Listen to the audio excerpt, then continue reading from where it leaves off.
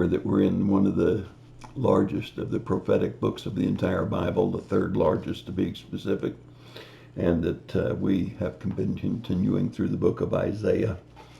There are 4 sections of the book of Isaiah, and we're in that fourth section.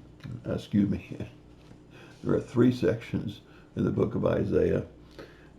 First we have the judgment and the condemnation, and then we have the historical or the transitional chapters, and then we have the messianic hope, and we're in the messianic hope chapters.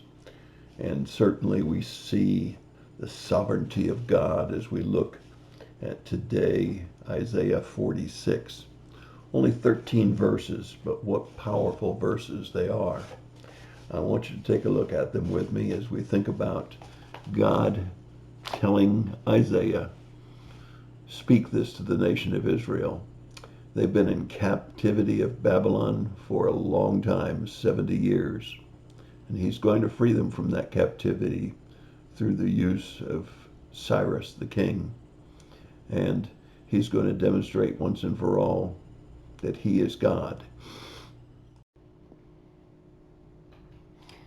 Bel has bowed down, Nebo stoops over. Their images are consigned to the beast of the cattle, and the things that are carried are burdensome, a load of very weary beasts.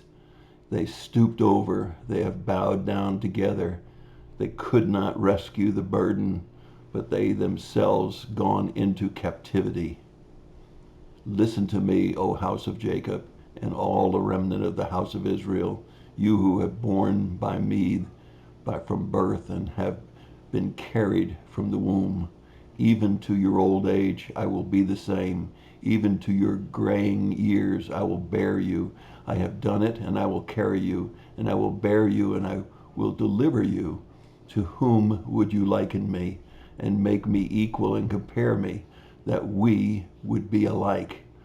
Those who lavish gold from the purse and weigh silver on the scale, hire a goldsmith and make it into a god.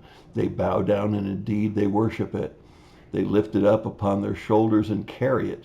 They set it in its place, and it stands there. It does not move from its place. Though one might cry to it, it cannot answer. It cannot deliver him from their distress. Remember this, and be assured. Recall it to mind, your transgressors. Remember the former things long past. For I am God, and there is no other.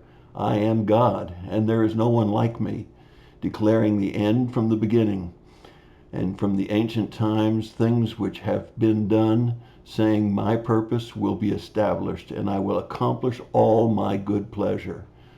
Calling a bird of prey from the east, the man of my purpose from a far country. Truly I have spoken, truly I will bring it to pass. I have planned it, surely I will do it.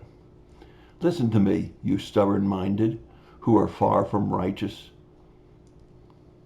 I bring near my righteousness, it is not far off, and my salvation will not delay. I will grant salvation in Zion, and my glory for Israel. I love the way God compares graven images and idols with himself. He says, you make them, you carry them, you set them in place, you cry out to them, and they don't do anything. As a matter of fact, when the enemy comes, they have to be carried off because they didn't defend you at all. What a great comparison with a living God who answers our prayers, who is there to see us through and to guide us. And then he continues and tells them that just as from the beginning to the very end, he knows all, he does all, and he is in control of all. He is a sovereign God, and he will take care of his people. What a wonderful thought, that no matter what we're going through, God will carry us. He hears our cries. He answers from heaven, not always the way we want, and not always the way that would be most pleasant, but he will carry us through, and his grace is sufficient for us to see us through almost anything that might occur. And so I hope that you'll remember this particular 13 verse chapter in Isaiah 46. And although it responds to the Babylonian captivity and the release of the captives by King Cyrus, it also speaks to us today that God is the same yesterday, today, and forever.